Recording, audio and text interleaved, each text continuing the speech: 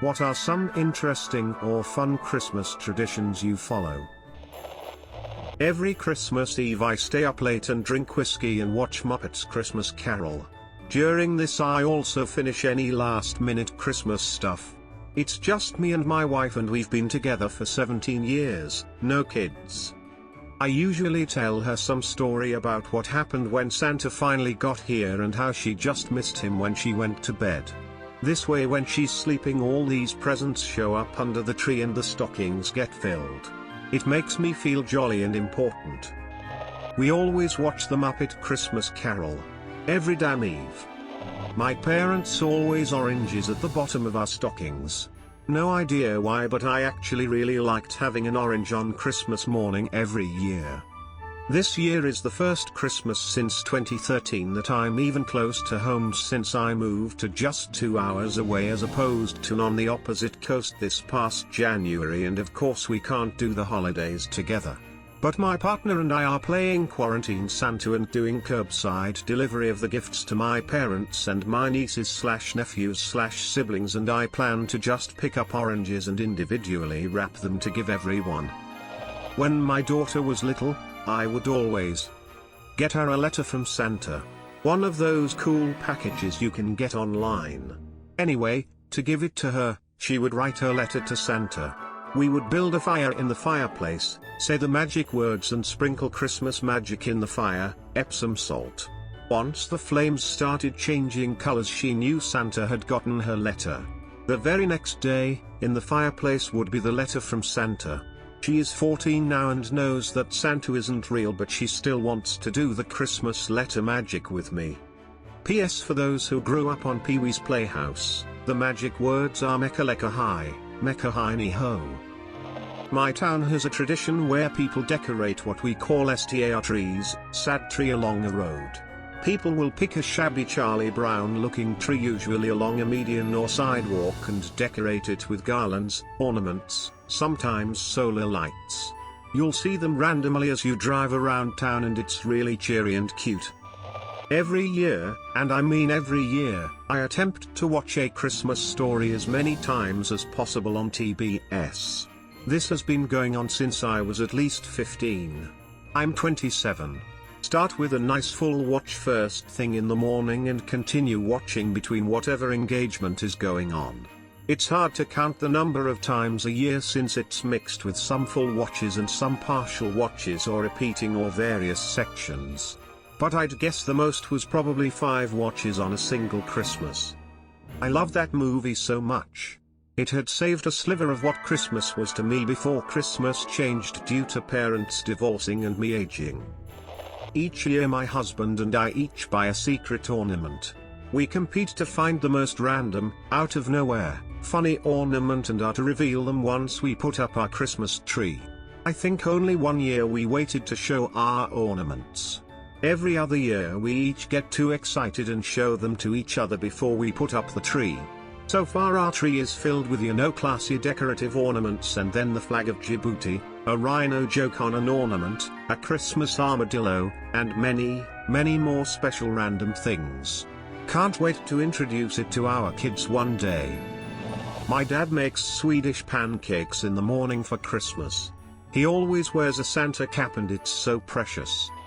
We have, for my entire life, hid a stuffed Halloween rat in our Christmas tree. It was started by my mother as a way to annoy my grandmother. It was hidden to be brought when the picture was taken in front of the tree.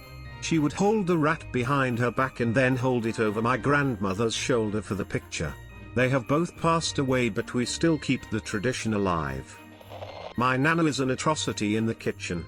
Instead of cooking anything on Christmas Eve, they would all go out to eat Chinese food. As my mom and her siblings got older, they kept this tradition. Now that I'm an adult, we still keep the tradition. Everyone on that side of my family, no matter where they are, will order Chinese for dinner on Christmas Eve.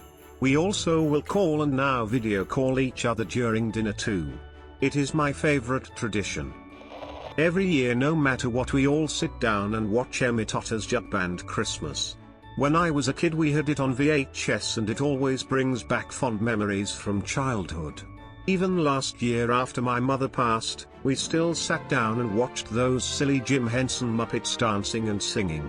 It taught me to be grateful for the things that we do have, and the greatest gift that you can have is each other. My brothers and I all put the shittiest gifts we can find in each other's stockings. The only rule is that whatever it is must be in the original packaging. Last year I got a magazine and a pack of thumbtacks. I've been helping my mom with the Christmas baking since I was big enough to hold a spoon, and as a kid I thought it was funny to make a few cookies here and there using seasonally inappropriate cookie cutters, Valentine's Day, 4-leaf clovers, flags, etc. One Christmas when I was about 10 or 11 I found the ghost cookie cutter from Halloween and just kept making ghost cookies. My mom got jokingly frustrated with me, saying we can't give out ghost cookies for Christmas, and I responded by saying that they were Holy Ghost cookies. So for the past 20+ years we've made Holy Ghost cookies every Christmas. My father would always put up a metal pole each year as he found tinsel distracting. Around the dinner table we would each take turns airing our grievances towards one another, and then after supper we would wrestle in a competition known as the Feats of Strength. The memories haunt me to this very day. I think I'm late to the party here, but growing up we had a rule of only opening one present per hour until they were gone. Idea was that we'd get time to enjoy each gift we got as kids instead of just finding the one favorite thing and ignoring the rest. Works really well until you find the socks. We still do it this way. Every year my dad puts wacky from so-and-so messages on our presents. We never get gifts from Santa or from Mom, etc. Instead, we get gifts from Jon Snow or from Darth Revan. It's a cool tradition and makes those little to and from stickers worthwhile. Sometimes the messages correlate to the gift, sometimes they're misdirections. One year we all wanted a copy of Halo Reach, so my dad put from the Master Chief on the gift that was very clearly Halo Reach. When we opened it, it was a Hell's Kitchen video and he swore up and down he accidentally misspelled chef. At the end of the stack was a similar gift from Gordon Ramsay. Putting a Batman figurine on the Christmas Village. My mom and my partner's mom come over to our apartment and we cook too much food and watch a movie, and maybe I misread the title but I love it. Every year on December 1st, me and my partner will start watching the anime Todora. We watch an episode each day of December, until the last episode, which ends on Christmas. It's super cute and have been doing it for 3 years now. We get an ornament of the year each year. Something that represents this past year, either a special moment or trip. It's a great way to remember the year and anything significant that happened. We have a really old plastic Santa head that says on the box, "Let musical Santa greet your guests."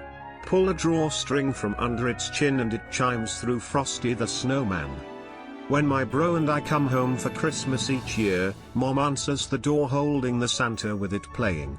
The first year she did it, we hadn't seen the Santa since we were kids, so it was just such nostalgic ridiculousness we cracked up laughing. Now it's become this tradition that we always have to be greeted with it. And she laughs every time and we laugh with her. I don't think the batteries have been replaced in 30 years. My family used to do a lot of posadas, the tradition of recreating the Virgin Mary's search for a place to stay for baby Jesus. We would sing songs, drink chocolate we brought from Oaxaca, eat pozole, walk out in the night with candles and sparklers singing traditional hymns. My abuelo and abuelito would make us this beautiful manger scene of baby Jesus outside our house with lights. We don't do this as much anymore since my GMA passed away and all our cousins have moved away, but I still miss those awesome moments in my childhood. Being relieved when it's over. I read Hercule Poirot's Christmas. Each chapter of the book is a day in December, so I read that chapter on that day. The first chapter starts tomorrow, and it ends on the 28th. Santa writes us a letter every year with a paragraph for each kid. My dad is not the emotional type, so this is the one time a year he really gets to express how he feels and how proud he is of all of us.